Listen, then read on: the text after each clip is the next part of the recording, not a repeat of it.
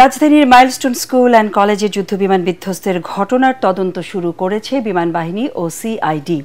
দুর্ঘটনাস্থল থেকে সংগ্রহ করা হয়েছে আলামত। বিমান বিধ্বস্তে প্রাণহানির ঘটনার প্রতিবাদে দিনভর বিক্ষোভ করেছেন শিক্ষার্থী ও স্থানীয়রা। ঘনবসতিপূর্ণ শহরে বিমান প্রশিক্ষণের প্রতিবাদও জানিয়েছেন তারা।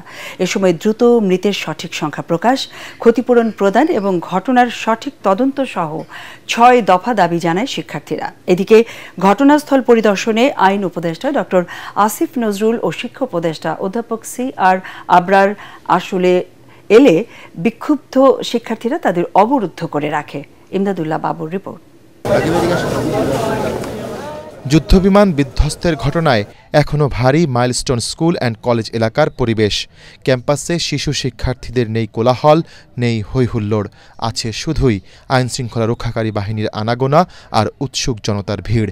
শিক্ষার্থী, শিক্ষক আর অভিভাবকদের কাছে এ যেন এক অচেনা জায়গা। এর মধ্যেই ধ্বংসস্তূপ থেকে আলামত সংগ্রহ করে বিমান বাহিনী এবং সিআইডি। শিক্ষার্থীদের দাবি, শেষ মুহূর্তে বিমানের ফ্লাইট ইনফরমেশন যেন প্রকাশ করা হয় গোটা জাতির সামনে। ব্ল্যাক বক্স থাকে যেখানে প্রত্যেকটা রেকর্ডিং থাকে, ইনফরমেশন ওখানে থাকে, এটা একদম শেষ মুহূর্ত পর্যন্ত অ্যাক্টিভ থাকে। ওখান থেকে শনাক্ত করে আমাদের ইনফরমেশন এটা জানাতে হবে পুরো দেশবাসীকে। প্রত্যেকটা লাশ গলে মনে করেন যে একজনের চেহারা চিনা যায় না, কোনো পোশাক আশাক নেই, কিছু নেই, একদম বস্তা ভরে তারা এখান থেকে হেলিকপ্টার নিয়ে গেছে। এখন যেই মনে করেন যে নিউজগুলো আসতেছে যে 20 জন, 25 জন, 30 জন, 28 জন, একদম ফুরারে ফেক নিউজ। খারাপ লাগছে যখন তারা আমাদের আসল মৃত সংখ্যাগুলো প্রকাশ না করে তাদের তালিকা প্রকাশ করতেছিল না। আমরা চাই সুষ্ঠু তদন্ত এটা হোক।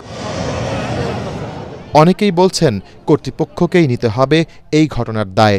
ঘনবসতিপূর্ণ শহরে কেন হবে প্রশিক্ষণ, এমন প্রশ্নও তাদের। এই পাবলিক প্লেসে কেন এই বিমানগুলো এখানে আসলো? চাই না যে ঢাকা শহরে এরকম ঘনবসতি এলাকায় এরকম বিমান প্রশিক্ষণ দেওয়া হোক। ঢাকার বাইরে এর প্রশিক্ষণ কোনো খোলামেলা জায়গায় করা হোক। আর্মি, নৌবাহিনী থেকে শুরু করে বিমান বাহিনী সবার আমরা একটা সংস্কার চাচ্ছি। ক্যাম্পাসে এমন পরিবেশের মধ্যেই ঘটনাস্থল পরিদর্শনে আসেন আইন উপদেষ্টা ডক্টর আসিফ নজরুল, শিক্ষা উপদেষ্টা CR আবরার এবং প্রধান উপদেষ্টার প্রেস উইংয়ের সদস্যরা। এ সময় নিহতদের সঠিক সংখ্যা ও তথ্য প্রকাশ, আহত নিহত পরিবারকে ক্ষতিপূরণ প্রদান এবং বিমান বাহিনীর ঝুঁকিপূর্ণ উড়োজাহাজ বাতিল সহ ৬ দফা দাবিতে তাদের অবরুদ্ধ করে রাখে শিক্ষার্থীরা। যে আসল ডেথ রেট সেটা বার করা লাগবে, যে কতজন মারা গেছে। আর দুর্ঘটনা আজকে এই কলেজে ঘটছে, এটা যেন আর কোনো কলেজে না ঘটে। তো এক্স্যাক্ট কতজন বেরিয়ে গেছে, কতজন ভিতরে ছিল, এটার এক্স্যাক্ট ইনস্ট্যান্ট কারেক্ট ডাটা কেউ আমাদের দিতে পারবে না, কারণ এটা তো কেউ মেনটেন করে না, একটু সময় লাগবে।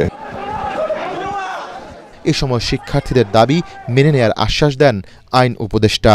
আপনাদের সকল দাবি মেনে নিচ্ছি। আপনারা সবাই আমরা মিলে যারা এই মর্মান্তিক দুর্ঘটনায় প্রাণ হারিয়েছেন, আহত হয়েছেন, সবাই আমরা তাদের পাশে দাঁড়াই, সবাই তাদের জন্য দোয়া করি। তবে দ্রুত সব দাবি মানা না হলে সারা দেশব্যাপী কঠোর আন্দোলনের হুঁশিয়ারি দেয় শিক্ষার্থীরা। মাইলস্টোন স্কুল অ্যান্ড কলেজের এই দুর্ঘটনা কবলিত ভবনটির আশপাশে এখনও পোড়ালাশের গন্ধ।